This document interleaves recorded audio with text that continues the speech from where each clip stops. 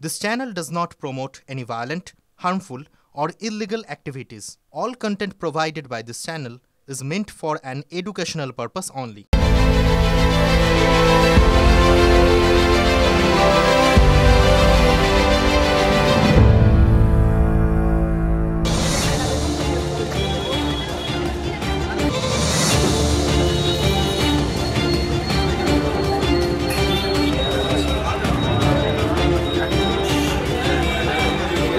Football একা একা তো খেলা যায় না, না সামনে একজনকে তো কিক করতে হবে। তো তৃণমূল কংগ্রেসের কে আছে? তো কে পিছিয়ে আছে? পিছিয়ে পড়েছে তৃণমূল কংগ্রেস। বিজেপি কেন পিছাবে? ওয়াশিং মেশিন হচ্ছে বিজেপি ব্র্যান্ডের ওয়াশিং মেশিন। আপনি আসুন না, চকচকে করে দেবো। খুলে দেখবেন ওই তো শুভেন্দু ওই তুমকি মারছে। তৃণমূলের জন্য ভারতবর্ষের সংবিধান আইন বদলে যেতে পারে না। খড়গপুরের পুলিশকে নিয়ে তৃণমূলের মস্তান একটা বুথ লুট করে দেখা। আমার মনে হয় যে তৃণমূলকে অন্য কোনো দল হারাতে পারবে না। তৃণমূলকে যারাই এনেছে তারাই বিদায় করবে। রেজাল্টটা আমরা জানি, অভিষেক বন্দ্যোপাধ্যায় 4 থেকে 5 লক্ষ ভোটে জিতবেন। माँ का अपमान करता है, दुर्गा माँ का अपमान करता है, ऐसा आदमी समाज में रहने लायक नहीं है। कीर्ति आजाद के बोलून जो शक्तिगढ़े जान लैंचा खान, वर्धमान सीताभोग खान, मिहिदाना खान। कलयुग का महिषासुर है और उस कलयुग के महिषासुर को ममता दीदी की टीम तृणमूल की उसको हराकर उसका वध करे। कीर्ति आजाद যাদের আশেপাশে ঘুরছেন সব কটা কাটমানিখোর, সব কটা তোলাবাজ, সব কটা জমি দখল করা লোক। প্রতিশ্রুতি দেওয়ার নাম মোদি, প্রতিশ্রুতি দেওয়ার নাম দিদি। কোনো গোষ্ঠীদ্বন্দ্ব নেই, সব এক জায়গায় আছে। তৃণমূল তো ইউজ অ্যান্ড থ্রো, হয়তো নেতাদের খুশি করতে পারেনি। উনি যখন অভিষেক ব্যানার্জি সমর্থনে টুইট করছিলেন, বিজেপির বিরুদ্ধে টুইট করছিলেন, আমি বলেছিলাম যতই করুন টুইট, টিকিট পাবেন না। টিকিটটা তো এখন ওই বাজারে কেনার মতো জিনিস হয়ে গেছে। এরকম মাছ, মাংস, ফল, শাকসবজি আমরা কিনি বাজারে গিয়ে, সেরকম সাংসদ এমএলএ হওয়ার জন্য আপনাকে কিনতে হবে। হঠাৎ করে মাইকটা ধরে 10টা প্রশ্ন করবেন তা হবে।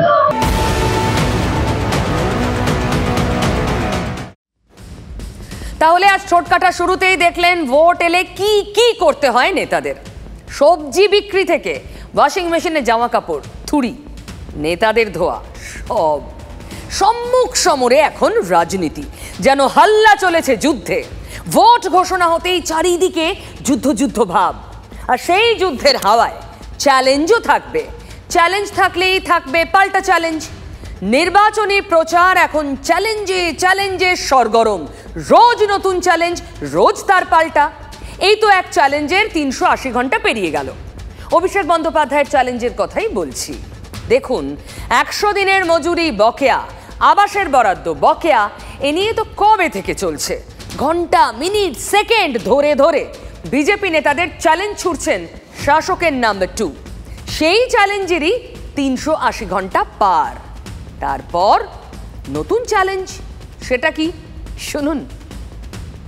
অভিষেক ব্যানার্জি মঞ্চ থেকে কথা দিয়ে যাচ্ছে, এই মঞ্চ থেকে যে একটা নোটিফিকেশন করুক কেন্দ্রের সরকার এবং মানুষকে কথা দিক আগামী 5 বছর 1000 টাকা রান্নার গ্যাস আমরা ফ্রিতে দেবো।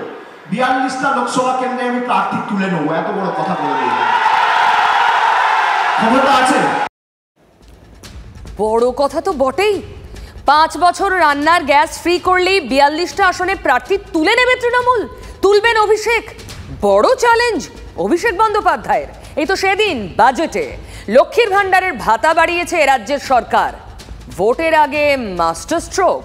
কাল বাদ পরশুই তো বর্ধিত লক্ষ্মীর ভাণ্ডার অ্যাকাউন্টে ঢুকতে শুরু করবে। তার আগে এবার বিনামূল্যে রান্নার গ্যাসের চ্যালেঞ্জ।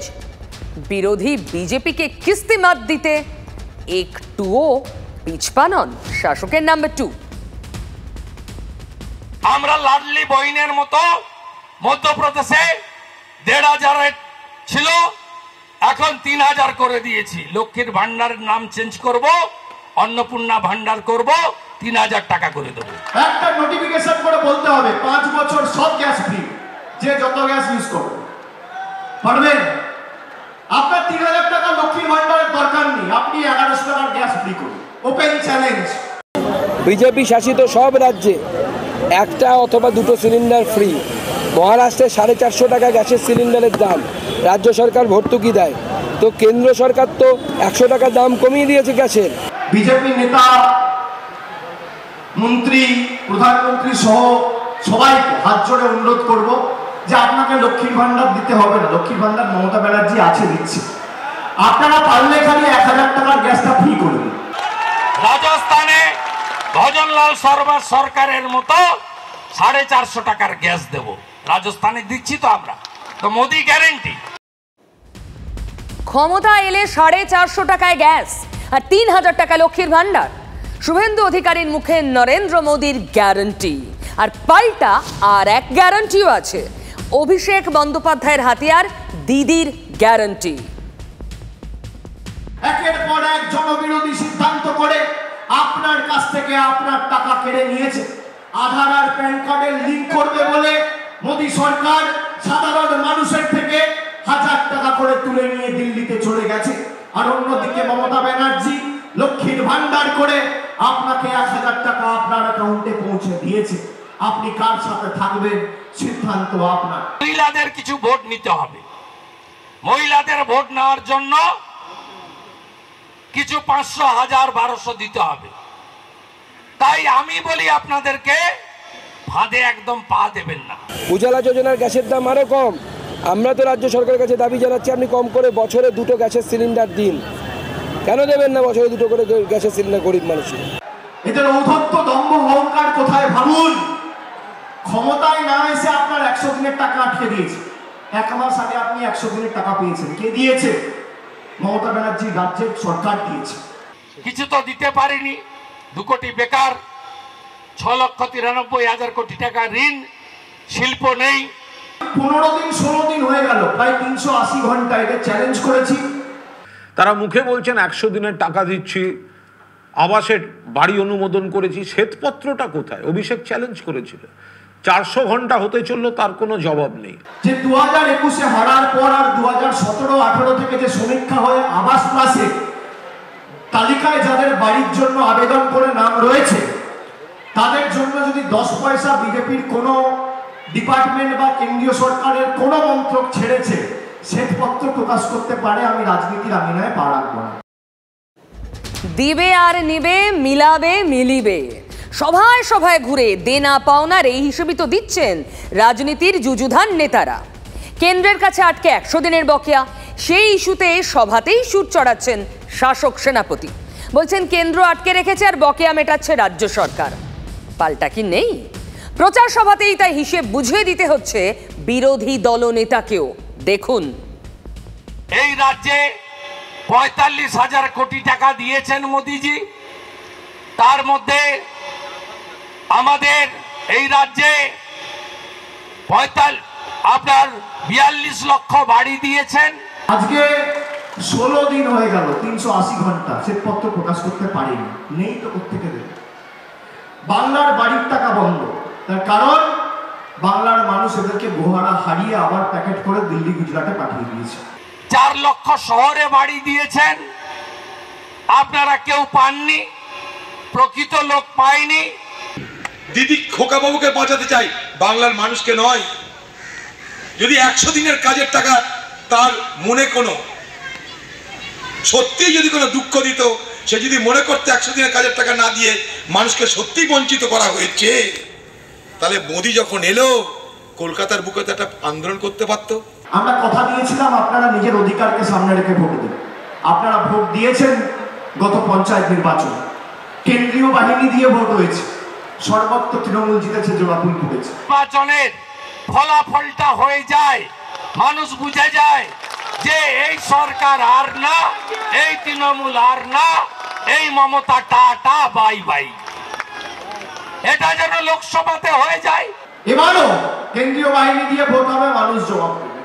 তাদের সাথে সব আছে, বিজেপির সাথে সব আছে, খালি মানুষ নেই। আর তৃণমূলের সাথে কিচ্ছু নেই, খালি মানুষ আছে। সেই জন্য তৃণমূলকে হারানোর ক্ষমতা তোমাদের নেই। ঘর গুছিয়ে নিয়ে আজ থেকে প্রচারে নেমেছেন অভিষেক বন্দ্যোপাধ্যায়। ঘর গুছিয়ে মানে দেখুন, গত 3 দিন ডায়মন্ড হারবার মানে নিজের কেন্দ্রে 7 বিধানসভা নিয়ে বৈঠক করেছেন টানা শাসক সাংসদ। বিধানসভা ধরে ধরে, ওয়ার্ড ধরে ধরে, আবার বিধানসভা ধরেই বেঁধে দিয়েছেন লিডের মার্জিন, রাজনীতির ডায়মন্ড মডেল। আর সামগ্রিক লোকসভা কেন্দ্রেও জয়ের টার্গেট বেঁধে দিয়েছেন কবে? ওই যে আব কি বার 4 লাখ। নিজের কেন্দ্রে টানা 3 দিন বৈঠকের পরে আজ প্রচারে মথুরাপুরে। এখানেও কি শাসক সেনাপতির ডায়মন্ড মডেল? আমি আপনাদের কথা দিচ্ছি, ব্যবধান আপনারা 3 লাখ করুন। বাংলা বিরোধীদের উৎখাত করতে মমতা ব্যানার্জির হাত শক্তিশালী করুন। ডায়মন্ড হারবার যেমন আমার নিজের লোকসভা কেন্দ্র, আজকে এই সভা থেকে মথুরাপুরের সার্বিক দায় উন্নয়নের দায়িত্ব আমি আমার কাঁধে তুলে নিয়ে যাচ্ছি। এই কথাটা আপনাদের বলে দিয়ে গেলাম। তাহলে মথুরাপুরেও ডায়মন্ড মডেল কথা দিলেন অভিষেক বন্দ্যোপাধ্যায়, আর সেই কথা বলতে গিয়েই বিরোধীদের প্রার্থী ঠিক করে দিলেন শাসক সেনাপতি। হ্যাঁ, বিরোধীদের প্রার্থী কি হবে, কে হবে ঠিক করে দিলেন অভিষেক বন্দ্যোপাধ্যায়। দেখুন, ডায়মন্ড হারবারে এখনো পর্যন্ত প্রার্থী দিয়েছে শুধু তৃণমূল আর SUCI। নওশাদ সিদ্দিকী বললেও কোট আনকোট দল অনুমোদন না দেওয়ায় তিনি প্রার্থী হননি। ওদিকে বিজেপিও ডায়মন্ড হারবারের প্রার্থীর নাম ঘোষণা করেনি, আর তাতেই তো খোঁচাটা দিলেন শাসক সেনাপতি। শুনুন। ইডি রে, সিবিআই রে, আমি তো কবে বলেছি যে মেঘনাদের মতো মেঘের আড়াল থেকে না লড়ে ইডি সিবিআই হয়ে প্রার্থী হয়ে দাঁড়ান। ডায়মন্ড হারবারে তো প্রার্থী পাচ্ছে না, ইডি ডাইরেক্টর দাঁড়া, সিবিআই ডাইরেক্টর দাঁড়া। অনেক লড়াই তো করেছে, অনেক কল্পিবাহকতা এদের করেছে। ডায়মন্ড হারবারের বিরোধী প্রার্থী নিয়ে টিপস অভিষেক বন্দ্যোপাধ্যায়। দেখুন, এখনো পর্যন্ত বীরভূম, ঝাড়গ্রাম, আসানসোল, ডায়মন্ড হারবার এই 4 কেন্দ্রে বিজেপি প্রার্থীর নাম জানায়নি। 4 আসনের প্রার্থী কে হতে পারেন সেই পরামর্শ দিলেন অভিষেক। তারপর আর কি চলল রাজনীতি। মেঘের আড়াল থেকে লড়াই করার দরকার নেই, সামনাসামনি লড়াই করুন। 4টে আসন খালি রয়েছে, আমি বলবো একটা ইনকাম ট্যাক্সের ডাইরেক্টর, একটা সিবিআই এর ডাইরেক্টর, একটা এনআই এর ডাইরেক্টর, একটা ইডি ডাইরেক্টর। এই 4টে লোককে দাঁড় করুন। দেখুন বাংলার ক্ষমতা কি, আপনার কাছে সব রয়েছে। চিন্তা কেন, আসল কথা ডায়মন্ড হারবার সহ 4 কেন্দ্রের প্রার্থী নিয়ে ওরাই টেনশনে আছে, আমরা কোনো টেনশনে নেই। মুখ্যমন্ত্রীর সঙ্গে প্রধানমন্ত্রীর কি এত গল্প হলো আমরা কেউ জানলাম না, কিন্তু কি দেখলাম, আমি ইন্ডিয়া জোটে থাকবো না, আমি একা লড়বো। কে খুশি হলো? মোদি খুশি হলো। আরাম করে হাসতে হাসতে সে চলে গেল। অন্তত ইন্ডিয়া জোট থেকে একটাকে তো খসালাম। হুকের নাম কি? হুকের নাম ED, CBI, income tax. Abhijit Ganguly, Rekha Patra, রাজমাতা, এদের দেখেই ওদের যা অবস্থা হয়েছে, প্রেসার এখন 180-120-তে চলে গেছে, কোনো ওষুধেই প্রেসার নামছে না। তাই কয়লা ভাইপো অত্যন্ত চিন্তিত ডায়মন্ড হারবারে কে প্রার্থী হচ্ছে। ইডি কত টাকা বাজেয়াপ্ত করেছে?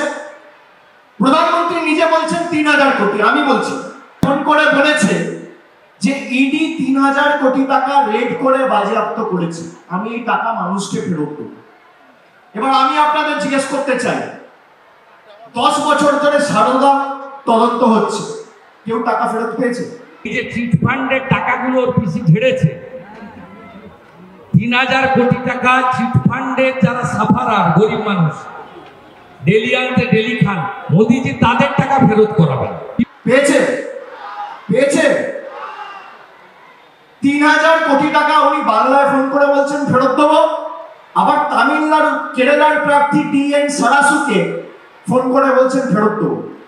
তার মানে 3000 কোটি তিনি তামিলনাড়ুতেও ফেরত দেবেন, বাংলাতেও দেবেন, কেরালাতেও দেবেন, সারা ভারতবর্ষ জুড়ে তিনি 3000 কোটি টাকা ফেরত দেবেন। যারা সাফারার সেই পশ্চিম বাংলার মানুষকে তাদের উপযুক্ত প্রমাণ সাপেক্ষ ইডি টাকা ফেরত করাবে, এটাই প্রধানমন্ত্রী বলেছেন। ভারতবর্ষের জনসংখ্যা কত? 140 কোটি। তার মানে 3000 কোটি টাকা যদি প্রধানমন্ত্রী ফেরত দেয়, এক একটা মানুষ কত টাকা পাবে জানেন? 21 টাকা। 21 টাকা দিয়ে আপনার 5 বছরের ভোট চাইছে, এদের ফাঁদে পা দেবে। নেতাদের মুখে কথার ফুলঝুরি, ভোট আসছে বোঝা যাচ্ছে। দেখুন, বিরোধী দলনেতা শুভেন্দু অধিকারী বারবার বলছেন ভোটের ইস্যু দুর্নীতি আর সন্দেশখালী। গতকাল বসিরহাটের প্রার্থী সন্দেশখালীর নির্যাতিতা রেখা পাত্রের সমর্থনে মিছিলে হাঁটতে হাঁটতেও সে কথাই তো বললেন শুভেন্দু। মানে লোকসভা ভোটে রাজ্যের দুটো বিষয়কে ইস্যু বানাতে চায় বিজেপি। গেরুয়া শিবিরের ছক কাজে লাগলে বিপদে পড়তে পারে তৃণমূল। রাজ্যকে বঞ্চনা আর বহিরাগত, মূলত এই দুটো কথাই ভোট বাজারে বেশি বলছিলেন তৃণমূল নেতারা। দেশের কথা তেমন আসছিল না। তাতে ভুল হচ্ছে বুঝেই কি স্ট্র্যাটেজি বদলাচ্ছে তৃণমূল? যেদিন রান্নার গ্যাসের দামের কথা তুললেন অভিষেক বন্দ্যোপাধ্যায়, একটু আগে দেখালাম, সেদিনই অভিষেক মথুরাপুরে আর কলকাতায় ছোট্ট একটা ভিডিও বাজারে আনলো তৃণমূল কংগ্রেস। দেখুন ভিডিওটা। भ्रष्टाचारी भाजपा, भ्रष्टाचारी भाजपा, दूध सी सफेदी भाजपा से आए, पापियों के पाप भी धुल धुल जाए, पापियों की पसंद भाजपा, भाजपा। কি দেখলেন ভিডিও? ওয়াশিং মেশিনের সামনে ঋতব্রত বন্দ্যোপাধ্যায়কে সঙ্গে নিয়ে কুণাল ঘোষ ব্যাখ্যা করলেন এই ওয়াশিং মেশিনের কাজকর্ম আসলে কি। শিখে নিন আপনিও। এই ওয়াশিং মেশিনটা হচ্ছে ভাজপা, ওয়াশিং পাউডার ভাজপা আর ওয়াশিং মেশিনটাও ভাজপা। কেন আমরা এই ওয়াশিং মেশিনের কথা বলছি? কারণ দেশে একের পর এক এমন রাজনৈতিক ব্যক্তি রয়েছেন যাদের এই বিজেপি, এই ভাজপা চোর দুর্নীতিগ্রস্ত বলেছিল এবং তাদের বিরুদ্ধে বিভিন্ন প্রসিডিংস শুরু হয়েছে। এই ওয়াশিং মেশিন হচ্ছে বিজেপি ব্র্যান্ডের washing machine.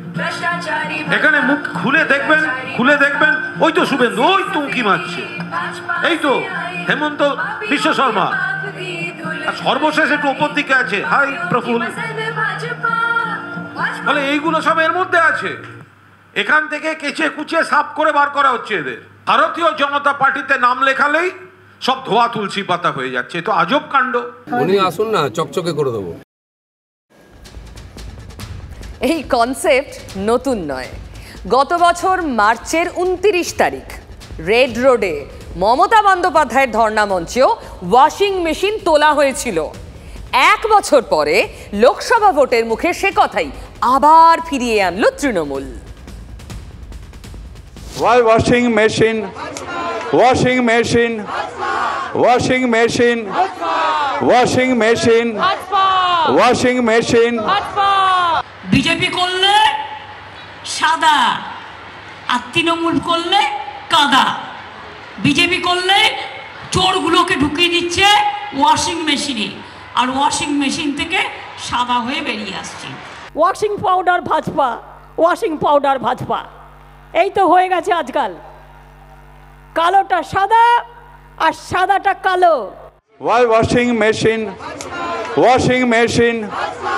Washing machine. Washing machine. Washing machine. Washing machine. BJP নাকি ওয়াশিং মেশিন, ওয়াশিং পাউডার। একটা ওয়াশিং পাউডার সাদা, কালো হয়ে ঢুকবে, কালো পাউডার দিয়ে দেবে, আর ব্যাস ওয়াশিং মেশিন দিয়ে সাদা পাউডার বেরিয়ে আসবে, পুরো রং করে চুনকাম করে বের করে চলে দেবে। আমরা তো ওয়াশিং মেশিন। আমরা তো বলেছিলেন না আমাদের গঙ্গায় যেন স্নান করে মানুষের পাপ মুক্ত হয়ে যায়, সেরকম বিজেপিতে এসে আমরা কত মানুষকে ঠিক করে দিলাম।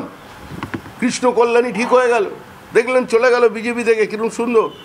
আমরা নিয়ে এসেছিলাম বিশ্বজিৎ দাসকে, এবং এত ভালো ধুয়েছে বিজেপি, ওয়াশিং মেশিন এত ভালো কাজ করেছে, একদম সাংগঠনিক দায়িত্ব দিয়ে দিয়েছে বনগাঁ জেলায়। যাকে বিজেপি নেবে সে হবে গদ্দার, আর গদ্দার ঘরে যখন ফিরবে সে হবে গদাধর। এটাই চলছে। বাহ, নতুন কয়েনেজ, গদ্দার গদাধর। আমি বলি কি, মানে ঠোঁট কাটা বলে কি, আপনি এখন সিরিয়াল টিরিয়াল কম দেখে ঠোঁট কাটা দেখুন রোজ। ভোটের মরশুম চলছে তো, এর চেয়ে বেশি এন্টারটেনমেন্ট আপনি কোথাও পাবেন না। বাংলার রাজনীতিতে এমন কোন চরিত্র আছেন যাকে বিরোধী দলের নেতারাও ভালো বলেন? ভাবছেন নিশ্চয়ই এটা অসম্ভব কথা। রাজনীতি মানে তো কাদা ছোড়াছুড়ি, কিন্তু সত্যি এরকম চরিত্র আছে। বাংলা সিনেমার জনপ্রিয় নায়ক দেব অধিকারী, ঘাটালের দুবারের এমপি, এবার দাঁড়াবেন না বলেও শেষ পর্যন্ত লড়তে নেমেছেন। প্রকাশ্যে বলছেন তিনি লড়তে চাননি। তার বিরুদ্ধে বিজেপি প্রার্থী আর এক চিত্রতারকা হিরণ চট্টোপাধ্যায়। দেব দুর্নীতিগ্রস্ত, দেবের হাতে রক্ত লেগে ইত্যাদি ইত্যাদি তোপ দেগেই যাচ্ছেন হিরণ। কিন্তু তার দলের রাজ্য সভাপতি বলছেন দেব ভালো ছেলে, রাজনীতির মাঠে 10 বছর থেকেও রাজনীতিকদের কায়দা কৌশল ঠিক রপ্ত করতে পারেননি দেব, হয়তো চাননি। যা ভাবেন সেটাই বলে দেন। আজকের রাজনীতিতে ভাবাই যায় না। ঘাটালের মাঠে ফের লড়তে নেমে দেব কি এবার দুশ্চিন্তায়, তাই যা ভাবছেন সেটাই বলে ফেলছেন। ডেবরায় রোড শো। ডেবরা বাজার থেকে ডেবরা অডিটোরিয়াম হল পর্যন্ত রোড শো ঘাটালের তৃণমূল প্রার্থী দেবের। এবার ভোটে লড়তেই চাননি। এটা কিন্তু সত্যি ছিল কি আমি এইবারে দাঁড়াবো না ভেবেছিলাম। তবে দিদি আমাকে প্রস্তাব দিল যে যদি দাঁড়াই তাহলে ঘাটাল মাস্টার প্ল্যানটা উনি করে দেবেন।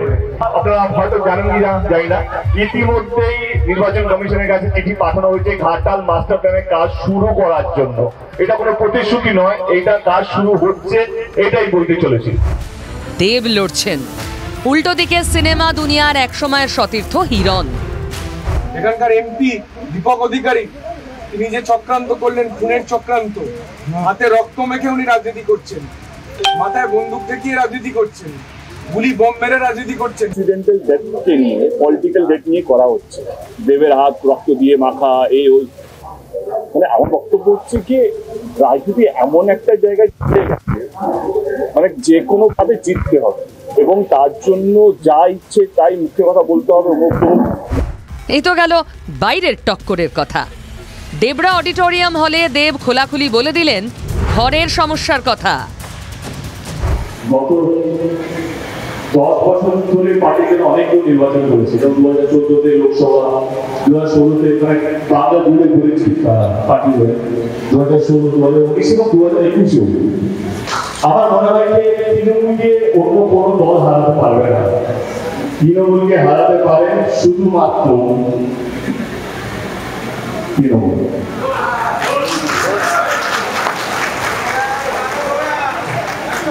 এটা আমি 2019-এ বুঝেছিলাম।